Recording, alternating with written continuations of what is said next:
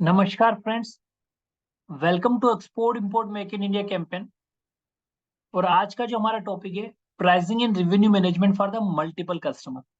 तो चैप्टर 4 पे हम काम कर रहे हैं। चैप्टर 4 का नाम है सोर्सिंग एंड प्राइसिंग।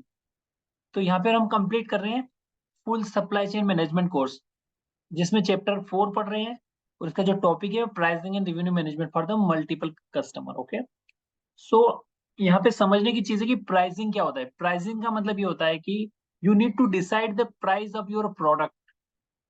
ओके, तो वहां पे आपको ये डिसीजन लेना होता है कि what is the actual price of buying the goods. जो आपने मटेरियल या गुड्स खरीदा है उसकी क्या एक्चुअल प्राइसिंग है और उस पर कितना परसेंट आप कमीशन लगा के सेल कर रहे हो।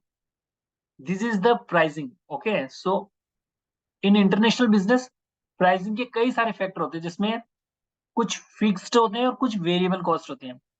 तो यहाँ पे हम डेफिनेशन की अगर बात करें तो pricing is the one of the most important element of the marketing mix. Okay, marketing mix का सबसे इंपॉर्टेंट जो एलिमेंट है वो है आपका pricing. Okay, which generate turnover for the organisation.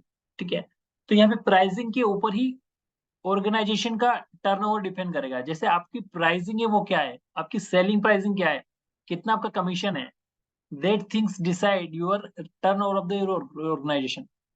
अब हम बात करें the remaining third parties are variable cost for the organisation. अब यहाँ पे देखो फिक्स प्राइस, क्योंकि आपके प्रोडक्ट की प्राइसिंग होगी फिक्स, बट अगर हम बात करें वेरिएबल कॉस्ट जो कि आपके मूवमेंट ऑफ द गुड्स, जो गुड्स आपके सप्लाई सप्लाई चेन के थ्रू पास हो रहे हैं, तो ये डिपेंड करेंगे। ये वेरिएबल कॉस्ट हो सकती है, ये फिक्स्ड नहीं हो सकती है, तो इस पे आपका कमीशन नहीं मिलेगा।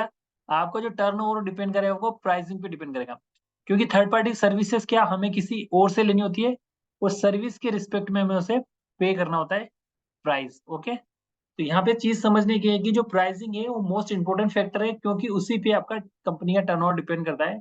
Other movement of goods and freight and custom clearance we can say other services warehouse charges, these are the third party service. Okay, so ये वेरिएबल हो सकते हैं। Cost to produce, design, distribute and promote of the product, pricing must support to this element mix. Okay, तो यहाँ पे goods का क्या हो रहा है, फर्स्ट आपकी प्राइसिंग होगी, उसके बाद उसको प्रोड्यूस किया जाएगा, डिजाइन किया जाएगा, डिस्ट्रीब्यूट किया जाएगा, प्रमोट किया जाएगा।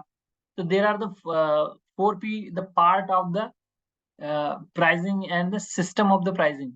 तो यहाँ पे क्या हो रहा है कि इन वेरिएबल्स, इन other third party various variables से may be you may be in the loss, but अगर आपकी प्राइसिंग स्ट्रेटजी राइट है तो you definitely get the good turnover for your organisation. अब यहाँ पे बात करें pricing reflect the supply and demand relationship. Okay, तो यहाँ पे प्राइसिंग किस पे डिपेंड करेगी, सप्लाई एंड डिमांड। ओके, जितनी ज्यादा डिमांड होगी उसके हिसाब से प्राइसिंग आपकी इंक्रीज हो सकती है, क्योंकि प्राइसिंग के जो फैक्टर है, डिमांड ज्यादा है, आप प्राइसिंग की प्रोडक्ट ऑफ प्राइसिंग बढ़ेगी, क्योंकि उसके अकॉर्डिंग आपको मेन पावर लगानी होगी, उसके अकॉर्डिंग आपको अरेंज करना होगा वॉल्यूम ऑफ द प्रोडक्ट, उसके अकॉर्डिंग आपकी सप्लाई चेन अरेंज करनी होगी। तो यहाँ पे क्या हो रहा है, रिलेशनशिप हो रही है डिमांड और सप्लाई पे। ओके, तो pricing should take into account for flowing factor. तो ये किस फैक्टर पर डिपेंड करती है, फिक्स एंड वेरिएबल कॉस्ट।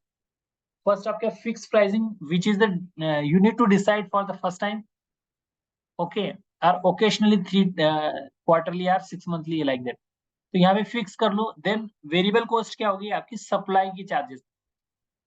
आपने आपका गुड रेडी किया, देन आपको ट्रांसफर करना वेयर हाउस में, then you have to arrange the transportation for the movement, then you have to store this goods at the warehouses, then you have to again as per order you distribute this good to the wholesaler and retailer. So यहाँ पे बात आ रही है कि जो third party arrangement है, that all cost may be variable cost. Okay, then competition is the another factor which influence that pricing factor. Like जैसे आपका प्रोडक्ट है लेकिन मार्केट में वही प्रोडक्ट कोई लो प्राइस पे दे रहा है, तो you need to manage your pricing strategy in such way then your product can compete that another product which already existing in the market. तो यहाँ पे वो चीज आपको ध्यान रखनी है कि किस प्रकार से आपको प्राइसिंग स्ट्रेटजी बनानी है। कंपनी ऑब्जेक्टिव, तो company objective is that to gain optimum level of the production and completing the order from the customer and executing the same. अगर बात करें propose positioning strategy, target group the willingness to pay, तो यहाँ पे हमने समझा कि किस प्रकार से प्राइसिंग का फैक्टर है वो इन्फ्लुएंस करता है पूरे सिस्टम को, पूरी स्ट्रेटजी को, जिससे पूरा जो टर्नओवर ऑर्गेनाइजेशन का वो डिपेंड करता है।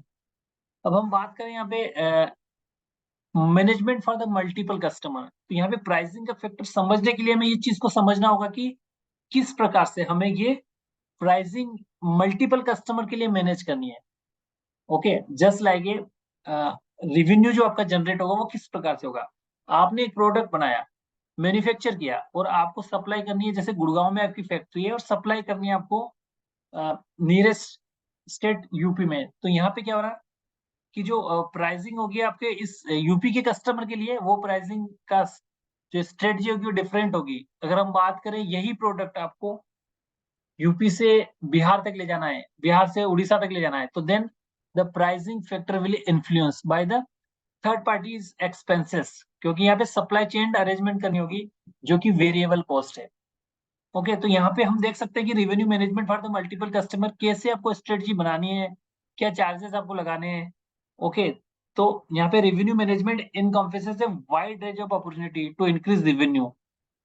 ओके, तो it can predict customer behaviour at the micro market level and optimise product availability, price, maximum the revenue growth. तो यहाँ पे आपको देखना होता है कि क्या कस्टमर का क्या बिहेवियर है रिगार्डिंग दिस प्रोडक्ट, कस्टमर किस प्रकार से रिएक्ट कर रहा है, कस्टमर किस प्रकार से इसका फीडबैक दे रहा है, and as per that require feedback and availability of the information we need to take specific action. Okay, the pricing aim to selling the right product to the right customer and the right time and right place. These are the 4P which are very important for R.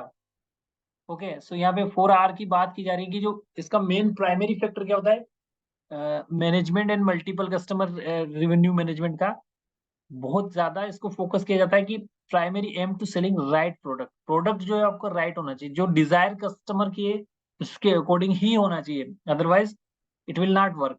Then right customer, customer भी आपका right होना चाहिए, जैसे आपका product है वो customer के लिए राइट होना चाहिए और आप जो कस्टमर है उसके लिए प्रोडक्ट राइट होना चाहिए। तो जो प्रोडक्ट आपने बनाया, क्या आप उस राइट कस्टमर को टारगेट कर रहे हो। जैसे आपने बना दिया प्रोडक्ट, जैसे फॉर एग्जाम्पल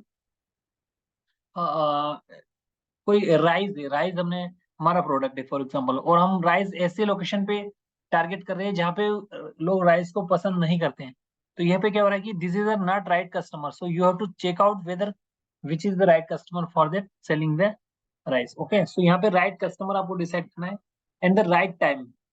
राइट टाइम का मतलब यहाँ पे कि जो भी जैसे ही आपको ऑर्डर आया, as per that order you need to deliver the same given timeline. Then right price, okay, price भी उसका राइट होना चाहिए।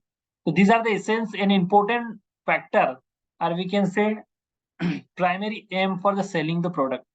Okay, so इन चीजों को ध्यान रखते हुए हमें ये सिस्टम जो प्राइसिंग का है वो मैनेज करना है और आगे बढ़ना है। सो गाइस, हमने इस सेशन में समझने की कोशिश की कि what is the process of pricing. Okay, so guys, इस सेशन को हम यहीं पे एंड करते हैं।